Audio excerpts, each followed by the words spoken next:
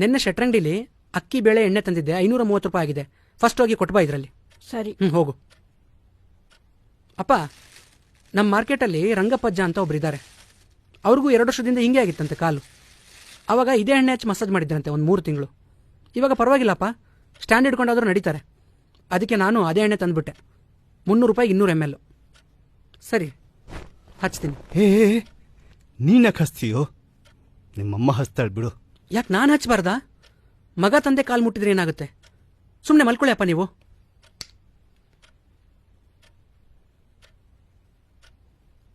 ಈ ಕಾಲು ನಮ್ಮ ಸಂಸಾರದ ಭಾರನ ಹೊತ್ತಿರೋ ಕಾಲು.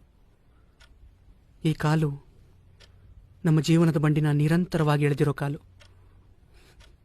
ಬರೀ 1 ವಾರ ಕೆಲಸಕ್ಕೆ ಹೋಗಿರೋ ನನಗೆ ಇಷ್ಟೊಂದು ಸುಸ್ತಾಗ್ತಿದೆ. ಇನ್ನು 30 ವರ್ಷ ಕಷ್ಟಪಟ್ಟಿರೋ ಈ ಕಾಲುಗಳು ಅದೆಷ್ಟು ದಣದಿರಬೇಡ. ಅದಕ್ಕೆ ಈ ಕಾಲುಗಳು ಈಗ ಹೀಗೆ ಮಲಗಿರೋದು. ಅಪ್ಪ ಅಪ್ಪ, ನಮ್ಮನ್ನು ಸಾಕೋಕೆ ಈ 30 ವರ್ಷ ನೀವು ಅದೆಷ್ಟು ಕಷ್ಟ ಅನುಭವಿಸಿರ್ಬೇಡ. ಯಾಕೋ ಸಂಜು? ಅದೆಷ್ಟು ಅವಮಾನ ಎದುರಿಸಿರ್ಬೇಡಪ್ಪ.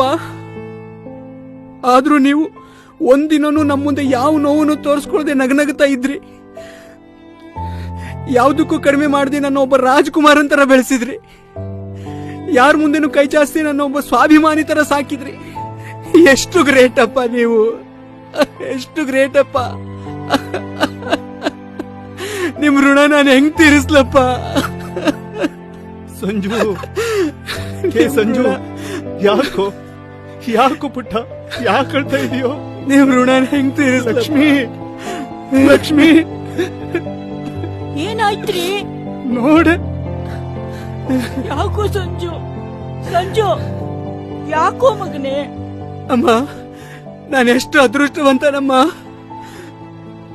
ಯಾರೊಬ್ರು ಹೇಳ್ತಾರೆ, ಅಪ್ಪ ಅಮ್ಮ ಇರುವಾಗ ನಮಗೆ ಅವ್ರ ಬೆಲೆ ಗೊತ್ತಾಗಲ್ಲ, ನಮಗೆ ಅವ್ರ ಬೆಲೆ ಗೊತ್ತಾಗಷ್ಟರಲ್ಲಿ ಅವರೇ ನಮ್ ಜೊತೆ ಇರಲ್ಲ ಅಂತ. ಆದ್ರೆ ನಾನೆಷ್ಟು ಅದೃಷ್ಟವಂತ ಅಂದ್ರೆ, ನೀವಿಬ್ರು ನನ್ನ ಜೊತೆ ಇದ್ದಾಗ್ಲೇ ನನಗೆ ನಿಮ್ ಬೆಲೆ ಗೊತ್ತಾಗಿದೆ. ನಾನೇನಾದ್ರೂ ಒಬ್ಬ ಚಕ್ರವರ್ತಿ ಆದ್ರೆ ಸಮಾಜ ದೃಷ್ಟಿಗೆ ನಾನೊಬ್ಬ ಚಕ್ರವರ್ತಿ. ಆದ್ರೆ ನಿಮ್ ದೃಷ್ಟಿಗೆ ಅವಾಗ್ಲೂ ನನ್ನ ಮಗನೇ. ಅದೇ ನಾನೇನಾದ್ರೂ ನಿಷ್ಪ್ರಯೋಜಕ ಆದ್ರೆ ಸಮಾಜ ದೃಷ್ಟಿಗೆ ನಾ 0. ಆದ್ರೆ ನಿಮಗೆ ಅವಾಗ್ಲೂ ನನ್ನ ಮಗನೇ. ಯಾಕೋ ಸಂಜು, ಯಾಕೋ ಏನೇನೋ ಮಾತಾಡ್ತಿದೀಯಾ? ಯಾರಾದ್ರೂ ನೋಯಿಸಿದ್ರೇನೋ? ನಾನ್ ಸಣ್ಣವನಿದ್ದಾಗ ನನಗೆ ಹೊಟ್ಟೆ ತುಂಬಾ ತಿನ್ಸಿ ನೀವು ಅರೆ ಹೋಟೆಲ್ ಮಲ್ಗಿದ್ರಿ. ದೇವಸ್ಥಾನದಲ್ಲಿ ಮಂಗಳಾರತಿ ತಗೊಂಡಿರೋ ಕೈನ ಮೊದಲು ನನ್ನ ತಲೆ ಮೇಲೆ ಇಟ್ಟು ಆಮೇಲೆ ನಿಮ್ ತಲೆ ಮೇಲೆ ಇಟ್ಕೊಂಡ್ರಿ. ಹಬ್ಬ ಬಂದಾಗ ನನಗೆ ಹೊಸ ಬಟ್ಟೆ ತೊಡಿಸಿ ನೀವು ಹಳೆ ಬಟ್ಟೆ ತೊಟ್ಕೊಂಡ್ರಿ. ಸಾಲ ಸೋಲ ಮಾಡಿ ಹೊಟ್ಟೆ ಬಟ್ಟೆ ಕಟ್ಟಿ ನನ್ನ ಓದಿಸಿದ್ರಿ. ಅಂದ್ರೆ ನೀವು ಜೀವನ ಪೂರ್ತಿ ಬರೀ ನನ್ನ ಬಗ್ಗೆನೇ ಯೋಚನೆ ಮಾಡಿದೀರಾ. ಆದ್ರೆ ನಾವು ಮಕ್ಕಳು ಮಾತ್ರ ಯಾಕೆ ನಿಮ್ ಬಗ್ಗೆ ಯೋಚನೆ ಮಾಡಿದ್ರೆ ಯಾರ್ಯಾರ ಬಗ್ಗೆನೂ ಯೋಚನೆ ಮಾಡ್ತೀವಿ, ಯಾರ್ಯಾರ ಬಗ್ಗೆನೂ ಯೋಚನೆ ಮಾಡ್ತೀವಿ. ಇಲ್ಲಪ್ಪ, ನಾನಿನ್ಮೇಲೆ ನಿಮಗೆ ಕೊಡ್ಬೇಕಾಗಿರೋ ಪ್ರೀತಿ ಎಲ್ಲೂ ಪೋಲಾಗಲ್ಲ. ನಾನ್ ನಿಮ್ಮನ್ನ ರಾಜರಾಣಿ ತರ ನೋಡ್ಕೋತೀನಿ. ಸಾರ್ಥಕ ಆಯ್ತಪ್ಪ, ಸಾರ್ಥಕ ಆಯ್ತು ನಾನು ನಿನಗೆ ಜನ್ಮ ಕೊಟ್ಟಿದ್ದು. ಇನ್ಮೇಲೆ ನನಗೆ ಈ ಕಷ್ಟ ಯಾವತ್ತೂ ಬರಲ್ಲ, ಬರಲ್ಲ.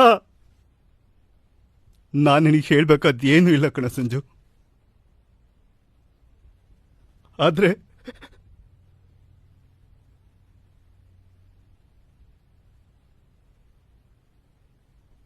ಒಂದ್ ಮಾತು ಹೇಳ್ತೀನಿ ಕೇಳಪ್ಪ. ಒಳ್ಳೆತನನ ಯಾವತ್ತೂ ಬಿಡ್ಬೇಡ. ಅದೇ ನಮ್ಮನ್ನು ಕಾಪಾಡೋದು ಕಣ ಸಂಜು.